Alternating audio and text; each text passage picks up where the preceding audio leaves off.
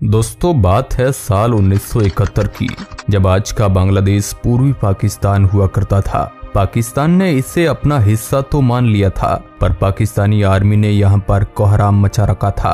Rape और murder तो आम बातें हो गई थी, कोई भी सुरक्षित नहीं था। हर दिन लाखों रिफ्यूजी इंडिया आ रहे थे। ये माहौल देखते हुए भारत सरकार ने बांग्लादेश को आजाद कराने का निर्णय लिया और इस तरह भूमिका बनती है 1971 के इंडो पाक वार की। ये जंग जमीन और पानी दोनों पर लड़ी जा रही थी। उस समय भी भारत की नेवी तो बहुत मजबूत थी ही, पर अरब सागर में पाकिस्तानी नेवी की भी स्थिति ठीक थी। हालांकि बंगाल की खाड़ी में पाक बहुत कमजोर था और यहाँ भारत बहुत मजबूत था, और पाकिस्तान जानता था कि युद्ध की तस्वीर बदलने वाला असल फैक्टर है भारत का INS विक्रांत। पाकिस्तान ने यहाँ पर एक चाल चली और अपनी एकमात्र सबमरीन गाजी को 14 नवंबर 1971 को रवाना किया और उसे आदेश मिले कि बंगाल की खाड़ी में भारत की रक्षा कर रहे INS विक्रांत को डुबो दिया जाए। उस समय विक्रांत देश का एकमात्र एयरक्राफ्ट कैरियर था जो भारत का बांग्लादेश से लगातार संपर्क बनाए रखता था। गाजी 92 लोगों का दस्ता लिए कराची से निकल पड़ती है। गाजी के रवाना होते वक्त उन लोगों ने चितगांव की नेवी से एक स्पेशल तेल के लिए संदेश भेजा, जो कि सबमरीन और माइन स्वीपर में इस्तेमाल होता है, और ये मैसेज इंडियन नेवी ने पकड़ लिया। जब भारत को यह पता चला कि ये लोग स्पेशल तेल खोज रहे हैं तो सबमरीन का नाम भी क्लियर हो गया, क्योंकि पाकिस्तान के पास एक ही तो सबमरीन थी, गाजी। इसके बाद इंडियन नेवी सतर्क हो गई और हर एक सिग्नल को बारीकी से देखने लगी, और पाकिस्तान की पनडुब्बी PNS गाजी समंदर में आदर्श से दुश्मन की तरह अरब सागर पार करते हुए बंगाल की खाड़ी तक पहुंच गई थी। लेकिन तब तक भारतीय रणनीतिकारों ने इतनी सूझबूझ से समंदर में गाजी के लिए एक बहुत बड़ा जाल बिछा रखा था, और भारत के अधिकारी समझ गए थे कि ये काम केवल अमेरिका से लाई गई गाजी ही कर सकती है, जो 75 दिन तक पानी के भीतर रह सकती थी और 20,000 किलोमीटर लंबा सफर तय करने की क्षमता से लैस थी। बाद में भारतीय नौसेना को सिग्नल इंटरसेप्ट से पता चला कि गाजी कराची से बंगाल की खाड़ी के बीच में कहीं समंदर में ही है, और ये खबर पूर्वी पाकिस्तान की समुद्री घेराबंदी के लिए विशाखापट्टनम के बंदरगाह से निकल चुके विक्रांत के लिए खतरे की घंटी थी। लेकिन यहाँ पर भारतीय अधिकारियों ने पाकिस्तान के लिए एक बहुत बड़ा दांव खेल दिया। उन्होंने पनडुब्बी रोधी क्षमता से लेस INS राजपूत को INS विक्रांत होने का नाटक करने को कहा। फिर क्या था, INS राजपूत से भारी वायरलेस मैसेज भेजे जाने लगे। मद्रास नेवल बेस को कहा गया कि उनकी तरफ बड़ा युद्धपोत आने वाला है, और भारत को ये बात पता थी कि ये सारी हल्ला होल पाकिस्तानी नौसेना और भारत में मौजूद पाकिस्तानी जासूसों से बच नहीं पाएगी। इसके लिए जरूरी था पाकिस्तान को ऐसा लगे कि विक्रांत जैसा कोई बड़ा युद्धपोत विशाखापट्टनम में ही है, और हुआ भी यही। 26 नवंबर को पानी में घात लगाए गाजी को अपने कमांड सेंटर से सूचना मिली कि INS विक्रांत विशाखापट्टनम में ही है, और जिससे भारतीय नौसेना का शक यकीन में बदल गया कि पाकिस्तान कुछ टुच्ची हरकत करने वाला है। अब गाजी विक्रांत को डुबोने के इरादे से विशाखापट्टनम की तरफ बढ़ने लगी। जैसे ही भारतीय नौसेना को गाजी के मद्रास पहुंचने की भनक लगी, वैसे ही INS विक्रांत को बचाने का मिशन भी शुरू कर दिया गया।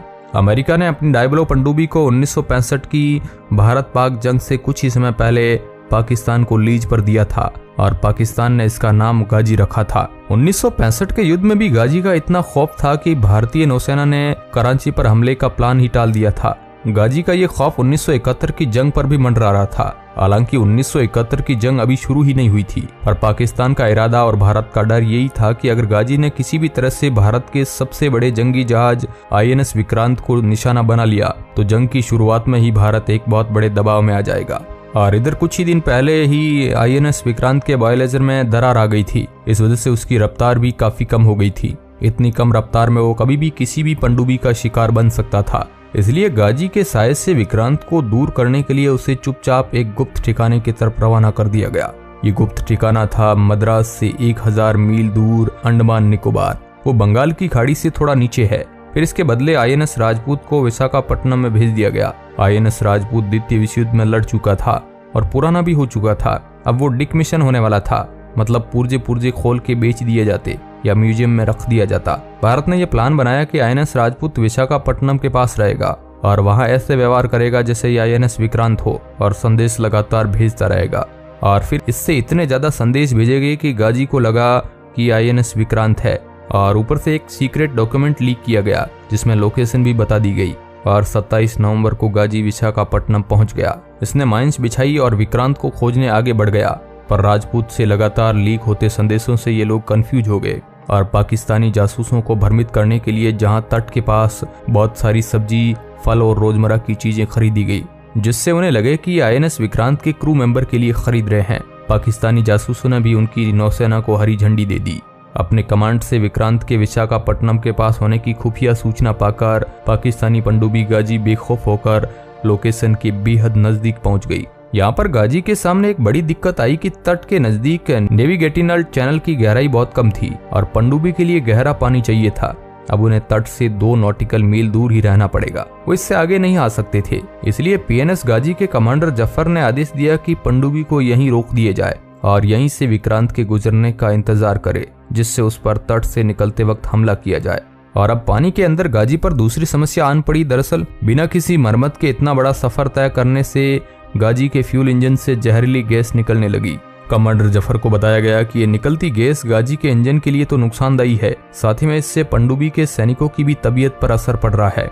और जफर को जल्द से जल्द पानी को सतह पर पनडुब्बी में बढ़ रहे हाइड्रोजन स्तर को संतुलित करने की सलाह दी गई, क्योंकि दिन के उजाले में तो ये पानी से बाहर नहीं निकल सकते थे। इसलिए ये निर्णय लिया गया कि रात के अंधेरे में पानी के बाहर आकर बैटरियों को बदला जाएगा। पर तभी पनडुब्बी के अंदर प्रदूषित वायु से उनका एक सैनिक बेहोश हो गया। उन्होंने तुरंत ही सतह पर जाने का निर्णय लिया और पनडुब्बी के टेलीस्कोप से पहले बार का जायजा लिया। और टेलीस्कोप में वो देखते हैं कि एक बहुत बड़ा भारतीय जत्था उनकी तरफ आ रहा है। गाजी को वापस तुरंत समुद्र तल में ले जाया गया और फिर भारतीय जत्था उनके ऊपर से गुजर गया। अब वापस 3 और 4 दिसंबर को सतह पर आने का निर्णय लिया गया, पर कमांडर जफर को इस बात की जानकारी बिल्कुल नहीं थी कि उसी दिन 3 दिसंबर की शाम को पाकिस्तान में भारत ने हमला कर दिया है। उसी रात को विशाखापट्टनम के तट पर एक बहुत बड़ा धमाका हुआ। इस धमाके की आवाज बहुत दूर तक सुनाई दी। धमाका इतना तेज था कि उससे आसपास की इमारतें के शीशे भी टूट गए। दरअसल आईएनएस राजपूत के captain lieutenant commander Inder Singh ji ने एक इंटरव्यू में बताया था कि उन्होंने विशाखापट्टनम के समुद्र तट से कुछ ही दूर पर से पानी पर बड़ी हलचल देखी। उन्होंने अनुमान लगाया कि इतनी हलचल किसी पनडुब्बी के पानी में गोता लगाने से ही हो सकती है और उन्होंने समुद्र में अपने अनुमान के मुताबिक समुद्र में पनडुब्बी नष्ट करने वाले 2 डेप्थ चार्जर डालने का हुक्म दिया। इन्हीं डेप्थ चार्जर ने पानी के भीतर पहुंचकर एक बहुत बड़ा धमाका किया, जिसने पाकिस्तान के इरादों की समुद्र में ही जल समाधि दे दी। हालांकि पाकिस्तान आज भी यही मानता है कि गाजी को राजपूत ने नहीं डुबाया, बल्कि वो अपने आप से ही ब्लास्ट हो गई। नौसैनिक युद्ध में गाजी को डुबाने की यह घटना 1971 की जंग का एक सुनहरा इतिहास है। हालांकि पाकिस्तान तो कहता है कि उसे राजपूत ने नहीं डुबाया, वो खुद ही डूब गई। आईएनएस राजपूत कमांडर इंदर सिंह बताते हैं कि आज भी उस गौरवशाली पल को याद करते हैं तो उनका सीना गर्व से चौड़ा हो जाता है। कमांडर इंदर सिंह ने कहा था कि पीएनएस गाजी 1971 के युद्ध में पाकिस्तान का सबसे छुपा हुआ अमोघ अस्त्र था। उस समय भारत के पास एक भी पनडुब्बी नहीं थी। ऐसे में गाजी को रोकना बड़ी चुनौती थी। उससे भी बड़ी चुनौती गाजी का मनोवैज्ञानिक खौफ। गाजी अपने मिशन में कामयाब हो जाती, यानी विक्रांत उसके हमले की जद में आ जाता, तो ये पाकिस्तान की बहुत बड़ी मनोवैज्ञानिक जीत होती। तो दोस्तों आज के लिए बस इतना ही। मिलते हैं एक नए वीडियो में, तब तक के लिए धन्यवाद।